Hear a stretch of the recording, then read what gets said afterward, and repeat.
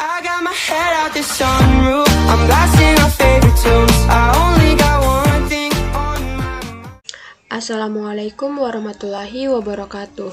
Halo guys, perkenalkan nama saya Uswatun Hasanah Sahadat dengan nomor induk mahasiswa 202521113. Pada video kali ini saya akan menjelaskan tentang mekanisme kerja obat antihipertensi, yaitu captopril. Tujuan saya membuat video ini untuk memenuhi tugas mata kuliah farmakologi molekuler yang diampuh oleh Bapak Apoteker Eva Feryadi, Sarjana Farmasi, Magister Farmasi. Pertama-tama, jantung akan memompa darah yang kaya oksigen ke seluruh tubuh pada saat sistolik dan menerima darah yang kaya karbon dioksida atau CO2 pada saat diastolik. Jumlah darah yang dipompa di setiap menitnya disebut cardio output. Hal ini sangat berpengaruh terhadap regulasi tekanan darah. Beberapa organ lain selain jantung yang berpengaruh terhadap regulasi tekanan darah adalah yang pertama hati, kemudian paru-paru, lalu ginjal, dan kelenjar adrenal. Sebelum kita memasuki mekanisme kerja pada obat antihipertensi, ada baiknya kita harus mengetahui apa sih itu hipertensi.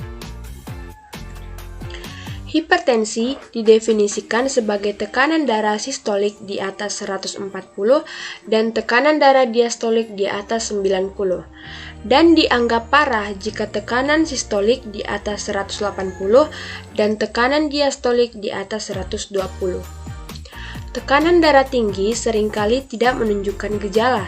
Seiring waktu, jika tidak diobati, dapat menyebabkan masalah kesehatan seperti penyakit jantung dan stroke. Pola makan sehat dengan sedikit garam, olahraga rutin, dan konsumsi obat dapat membantu menurunkan tekanan darah. Selanjutnya yaitu penyebab hipertensi. Penyebab hipertensi yang pertama adalah faktor genetik atau keturunan. Adanya mutasi gen atau kelainan genetik yang diwarisi orang tua sehingga membuat Anda secara genetik mengalami hipertensi. Yang kedua, perubahan fisik. Perubahan fisik yang semakin menua juga bisa menjadi penyebab hipertensi.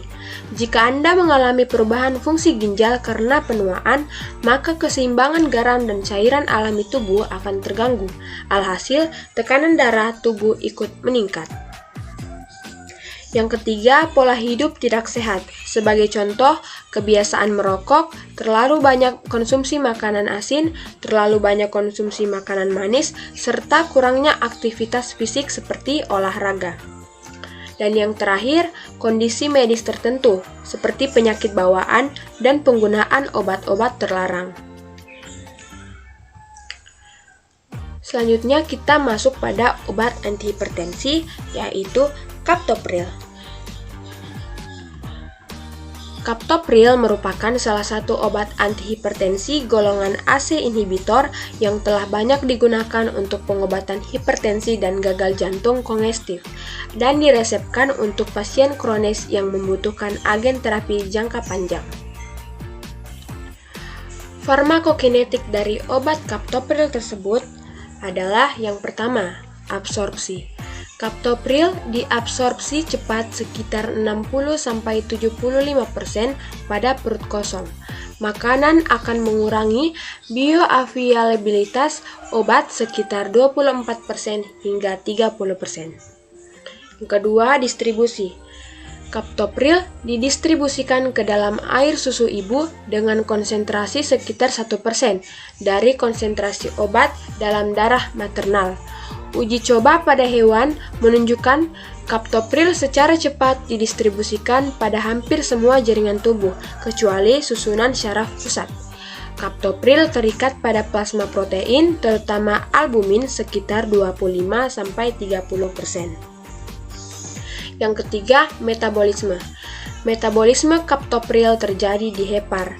Metabolit captopril berupa disulfida. Mayoritas metabolit adalah dimers dari kaptopril disulfida. Metabolit-metabolit tersebut menjalani proses interkonversi yang reversibel. Sekitar setengah dari dosis kaptopril yang diabsorpsi secara cepat akan dimetabolisir, terutama menjadi disulfida kaptopril sistein dan dimer sulfida. Selanjutnya yaitu eliminasi. Kaptopril dan metabolitnya diekskresikan ke urin. Lebih daripada 95% dosis obat yang diabsorpsi akan diekskresikan ke urin dalam waktu 24 jam pada pasien dengan fungsi ginjal yang normal.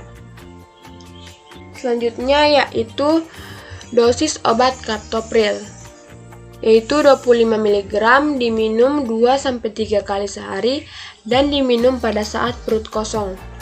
Obat kaptopril lebih baik diminum pada saat perut kosong karena jika dikonsumsi bersamaan dengan makanan, maka absorpsi dan efek dari obat tersebut akan berkurang. Selanjutnya kita akan masuk pada mekanisme kerja obat kaptopril. Jadi pada proses normalnya, jika tubuh mengalami penurunan tekanan darah, maka ginjal akan melepaskan renin. Renin tersebut akan mengubah angiotensinogen yang dihasilkan oleh liver atau hati menjadi angiotensin 1. Kemudian di sini ada AC atau angiotensin converting enzyme. AC ini berperan dalam mengubah angiotensin 1 menjadi angiotensin 2. Selanjutnya, angiotensin 2 jika berikatan dengan reseptornya akan menyebabkan sekresi aldosteron atau penumpukan air dan sodium, kemudian menyebabkan vasokontritis atau penyempitan pembuluh darah dan menyebabkan aktivitas dari saraf simpatik, yang mana ketiga hal ini akan memicu tekanan darah atau kenaikan tekanan darah. Untuk pasien-pasien hipertensi, obat ACE inhibitor seperti kaptopril akan bekerja di sini. Obat tersebut akan menghambat kerja dari enzim ACE agar angiotensin 2 tidak terbentuk dan proses-proses lanjutannya juga tidak ada. Obat ini menyebabkan terjadinya vasodilatasi pembuluh darah sehingga pembuluh darah akan melebar dan natrium akan banyak dikeluarkan oleh tubuh sehingga pasokannya berkurang dan tekanan darah pun akan menurun. Selanjutnya kita akan kembali ke ACE atau angiotensin converting enzyme, yang mana ACE ini akan memicu perombakan dari branikidin, yaitu peptida yang menyebabkan peradangan. Apabila ACE ini masuk, maka tidak akan terjadi breakdown atau pengurangan jumlah branikidin, sehingga kadar dari branikidin tersebut menjadi tinggi. Hal tersebut akan memicu terjadinya batuk kering, yang merupakan salah satu dari efek samping pada pasien yang mengkonsumsi obat ACE inhibitor. Selanjutnya, efek samping dari obat kaptopril. Yang pertama, tractus respiratorus, yaitu batuk non-produktif, dispnea, dan mulut kering. Kedua, neuropsikiatri, seperti sakit kepala, pusing, dan gangguan tidur. Kemudian gastrointestinal, seperti nyeri abdomen, kembung, mual, dan muntah.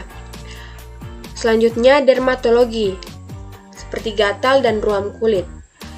Kemudian kardiovaskular, seperti hipotensi, tikakardia, nyeri dada, dan palpitasi. Selanjutnya endokrin, seperti alopecia dan ginekomastia. Lalu hipokalemia dan hipernatremia. Baiklah, itulah tadi hasil pemaparan saya tentang obat antihipertensi, yaitu kaptopril. Jika ada kesalahan kata mohon dimaafkan. Wabillahi taufiq wal hidayah. Assalamualaikum warahmatullahi wabarakatuh.